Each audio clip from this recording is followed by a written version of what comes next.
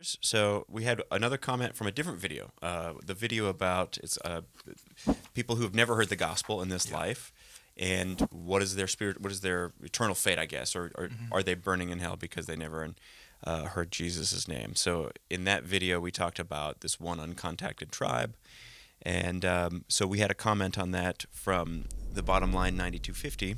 Why are the Sentinelese violent for defending their home? Would you say that about European nations? Yes.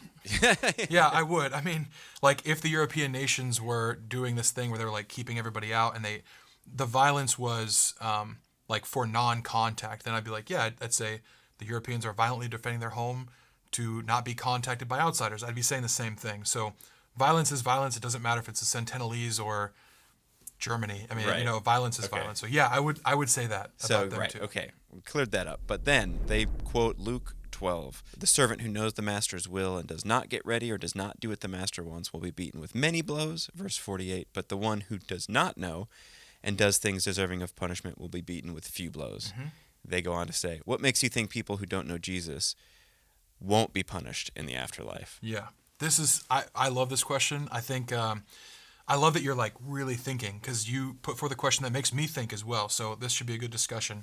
So here Jesus is using this parable of a master and servant. And one servant knows the master's coming home and he chooses not to obey and do the master's work while he's gone. So when the master comes home, he's like, why didn't you do that? You're going to get in trouble for that. I'm judging you now. There's judgment and you're going to be punished. Someone else is like, I didn't really know when the master was coming home, or, I didn't know anything or even what he was expecting me to do. And the master comes home. He's like, so did you just do nothing? Well, you're going to be punished for that too. There is a judgment that comes.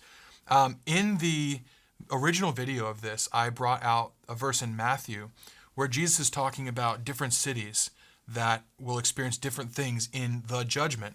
He says the cities of Israel that witnessed his miracles, his teachings, his life and his ministry, they're going to be judged more harshly than those who didn't receive those blessings.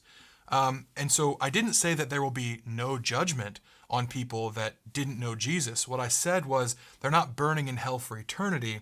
That judgment is coming and they will be judged fairly, but not as harshly as someone that lived their whole life, saying, God, I want your will for my life. I want to walk in accordance with what you want for me, and then just disobeys constantly. That's a different kind of judgment.